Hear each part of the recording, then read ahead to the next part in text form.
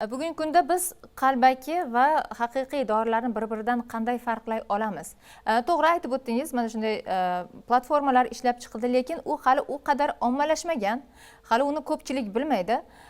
Oddiy aholi aniq ko'pchilik bilmasligi. Shu paytda qutisi bir xil. Qayerdan farqlaymiz? Agar uni dorixonadan mana shu sifatsiz, mayli sifatsiz demaylik, qalbakisini o'rniga bor deyishadi-ku. Bu aynan bir nomli dorini so'rasangiz, yo'q, o'rniga bor deb aytishadi. Hozirgi kunda dori vositalarini chakanalizatsiya qilish, o'sha dorixonalarda amalga oshiriladi va u narsa o'sha elektron jihatdan integratsiya qilingan. O'sha boya aytib o'tganingizdek, datamatis kodlar bilan jihozlangan dori vositalari o'sha dorixonaning bazasiga kiritiladi va undan keyin o'sha sotilgan paytda undan chiqariladi.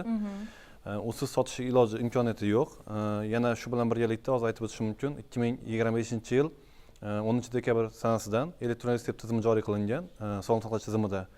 Bu nima degani? O'sha siz aytganim boyagidek o'sha dori vositasini yozib olib boradigan bo'lsa, retsept bilan birga o'sha xohlagan bittasini olish mumkin bo'ladi. Chunki retseptda dori vositasini xalqaro patentlanmagan nomi yozilgan bo'ladi va unga asosan o'sha bir nechta o'sha xalqaro patentlanmagan nomdagi dori vositasining bir nechta targoviy o'sha savdo nomi bo'lishi mumkin. Bu degani, masalan, parasetamol tarkibidagi dori vositasini o'sha bir nechta xil ko'rinishdagi shakli bor. Masalan, chetniki bo'lishi mumkin yoki o'zimiz tomonidan ishlab chiqarilgan bo'lishi mumkin.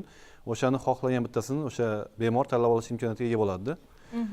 Bu ham integratsiya qilingan hozirgi kunda, o'sha Demesis tizimi dorixona tizimi bilan integratsiya qilingan va birgalikda ishlaydi. O'shaning uchun sotib olgan payti bu yoqda unaqangi holat bo'lmaydi. Siz aytgan o'sha kontrabanda dori vositasi bo'ladigan bo'lsa, uni hech qachon tizimga kirita olmaydi va tizim orqali sota olmaydi. Uni o'sha tizimga kiritmagan holatda sotishi mumkin. Unaqa holat bo'ladigan bo'lsa, o'sha qonunchiligimizda, o'sha ma'muriy javobgarlik to'g'risidagi kodeksda 165 prim 1 moddasida yoki bo'lmasam jinoiy javobgarlik to'g'risidagi kodeksi 186 prim 3 moddalarida o'sha javobgarlik belgilangan. Undan tashqari yana qo'shimcha qilishim mumkin, o'sha agar bu holat o'sha dorixonada kuzatiladigan bo'lsa, dorixonaning litsenziyasini bekor qilishgacha olib boriladi bu holatda.